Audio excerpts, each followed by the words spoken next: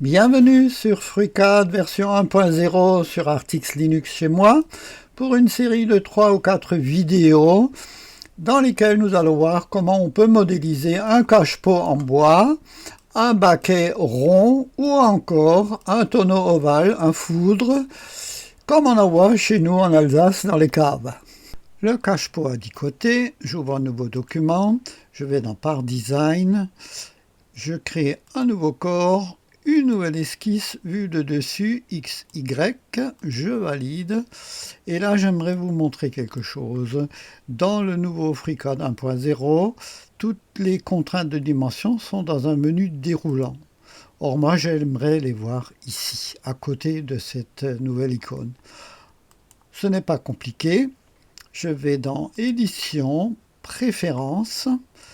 Là, sous contrainte des dimensions, par défaut, on a l'option unique qui est sélectionnée. Moi, je sélectionne les deux. J'applique, je valide. On me demande de redémarrer. Je dis je redémarrerai plus tard. En fait, je vais juste dans l'atelier à côté. Je reviens et vous voyez ici, vous avez la nouvelle icône et les autres icônes qui sont apparues ici. Autre réglage, très important. Je me suis fait eu ce matin, mais en beauté, parce que j'ai remis à plat mon FreeCAD, j'ai réinitialisé, et si quand je réinitialise, cette deuxième option n'est pas cochée, suppression automatique des redondances. Je n'ai pas compris pourquoi ce n'est pas coché par défaut, il doit y avoir une raison. En tout cas, si vous ne voulez pas vous prendre le chou, cochez cette option. Donc ces deux premières options. Voilà. À présent, nous pouvons commencer. Je vais créer une géométrie de construction, donc je clique là-dessus pour que mes icônes deviennent bleues. Je veux créer un cercle de construction, donc je l'accroche sur le centre des coordonnées. Je lâche ma souris, j'écris 400, je saisis 400, Enter. Donc je ne vois plus mon cercle puisqu'il s'est baladé dans la nature. Clic droit, je sors. Normalement, mon cercle devrait devenir bleu clair. Oui, oui, parce que j'ai le centre et j'ai le diamètre. Bon, donc voilà, comme ça, c'est bon. Je veux bien. Je vais tracer une autre géométrie. Je commence par la périphérie, en mode polyligne, sur le centre, et je reviens ici sur la circonférence. Clic droit, je sors 2 fois. Je sélectionne ces 2 lignes. Et j'indique un angle de 36 degrés, c'est-à-dire 360 divisé par 10. J'aimerais que je sois centré ici. Alors je peux créer une symétrie, mais je peux aussi faire la chose suivante. Je sélectionne ces 2 points. Et je presse V comme vertical, où je prends la contrainte verticale. Enfin, c'est la nouvelle icône. Elle est où? Elle est où? Elle est là. Donc je clique là-dessus, vous voyez, j'ai la contrainte de verticalité. Si j'avais pressé V, c'était bon aussi. Donc là, je suis entièrement contraint. Je peux continuer en mode construction. Donc je reclique là-dessus. Je sélectionne la polyligne et je vais tracer le profil de ma planchette. Là et là. Je vais indiquer l'épaisseur de la planchette, donc je pars de ce point vers cette ligne et je clique là-dessus, contrainte de distance. Voilà, j'aime bien avoir les icônes ici, c'est comme ça, on a ses habitudes. J'indique les 20 mm, tout est vert, tout est contraint, c'est très bien. L'esquisse suivante, alors la première esquisse, on la voit là, l'esquisse suivante, attendez, je vais regarder ça de dessus.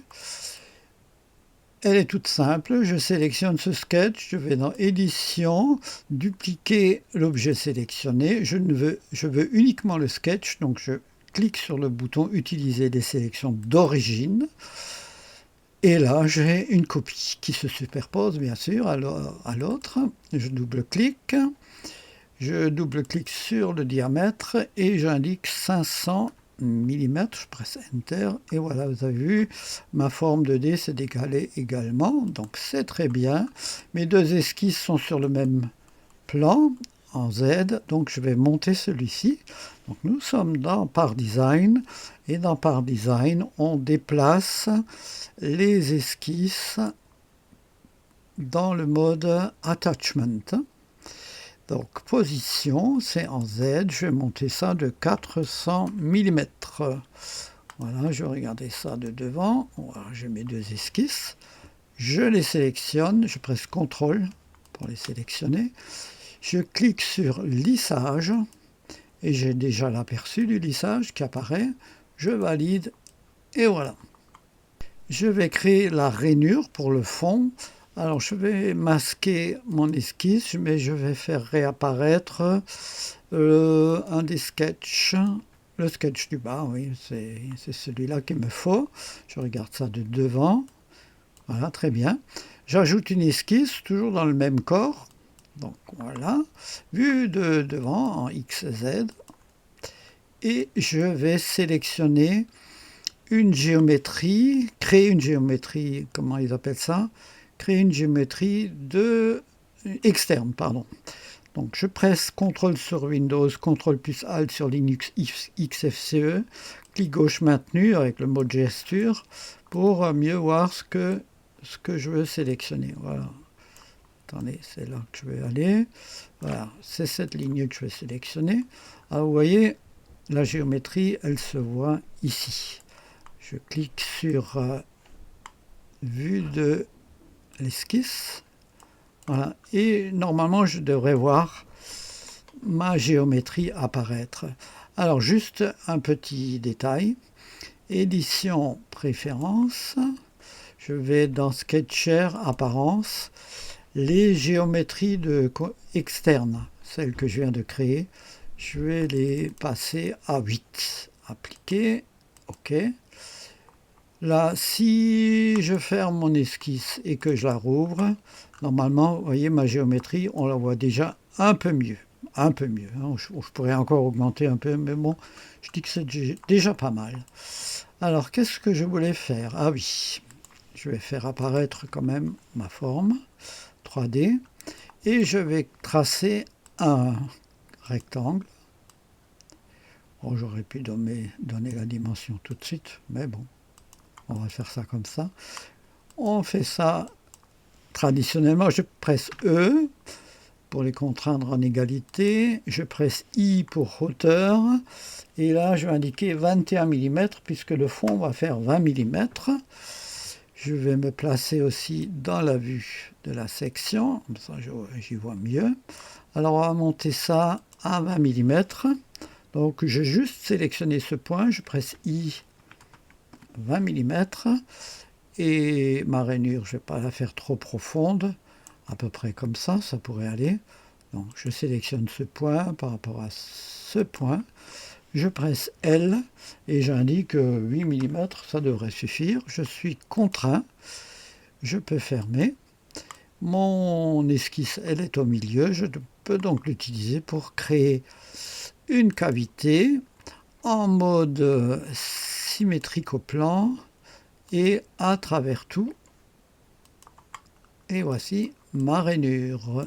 Vous l'avez peut-être deviné, je vais créer une répétition circulaire de cette pièce, mais je ne vais pas la faire ici, parce que j'aurai des problèmes avec la rainure qui va traverser le pot de part en part. Alors on va utiliser la méthode traditionnelle. Je vais dans Draft. Dans Draft, je sélectionne le Pocket. Je cherche dans mon menu la répétition, le réseau polaire. Je m'assure qu'ici, je sois bien à 0, parce que si je vais là, vous voyez, c'est pas bon. Je réinitialise le point. Sur 360 degrés, je veux 10 occurrences. Je valide, et voilà. Pour le fond, il va falloir prendre une dimension. Donc je vais passer ça en filaire. Je presse V et ensuite je presse 3. J'ai tout ça en mode filaire. Comme je suis dans Draft, eh bien je vais utiliser ma méthode traditionnelle pour mesurer quelque chose. Je simule la création d'une ligne. Alors je prends cette aimantation et celle-là. Donc dès que je vois le symbole, je presse X pour être à l'horizontale, X par rapport à mon écran, hein, par rapport à mon moniteur, et je laisse mon curseur là-dessus. Qu'est-ce que je vois? 356,42. Donc 356, c'est ce que je retiens. Je peux même faire CTRL-C si je veux. Comme ça, je l'ai dans le presse-papier. Je ferme. Je vais créer une esquisse vue de dessus. Par design, je regarde ça de dessus. Je vais créer un nouveau corps puisque c'est le fond. Oui, il rouspète un peu, mais il me l'a fait. Je vais créer une nouvelle esquisse vue de dessus. Voilà. Un polygone régulier avec 10 côtés. Au départ, c'est 9, je l'augmente à 10. Voilà. Je vais l'accrocher sur le centre des coordonnées. Je vais accrocher ce point sur la ligne Y. Clic droit, je sors. Je sélectionne ces deux points. Je presse L.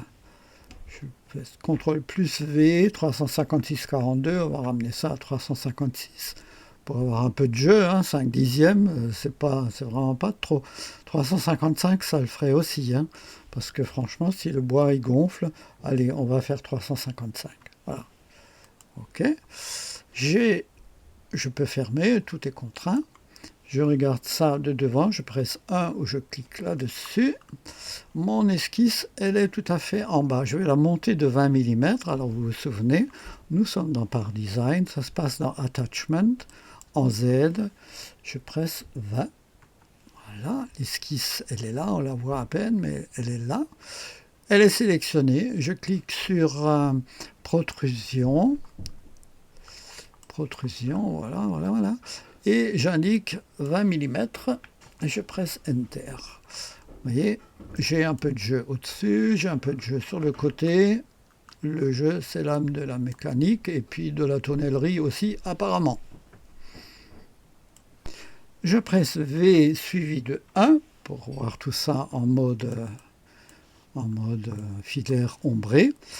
Alors, je vais sélectionner mon fond, je presse CTRL plus D et je choisis dans ce menu matériel Wood générique, donc du bois. Alors ici, je ne peux pas sélectionner l'array parce que c'est une série de liens. Par contre, je peux sélectionner le pocket et là, je peux en principe, alors on va essayer. En principe, on peut le faire sur le pocket. J'indique bois, voilà. Et donc la répétition a adopté la même couleur. Mon cache-pot à 10 côtés est terminé. Ce n'était pas bien compliqué. Mais bon, voilà, c'était plaisant à faire. Et si vous voulez vous amuser à fabriquer des cache-pots, vous pouvez les faire dans toutes les dimensions, sous tous les angles voulus.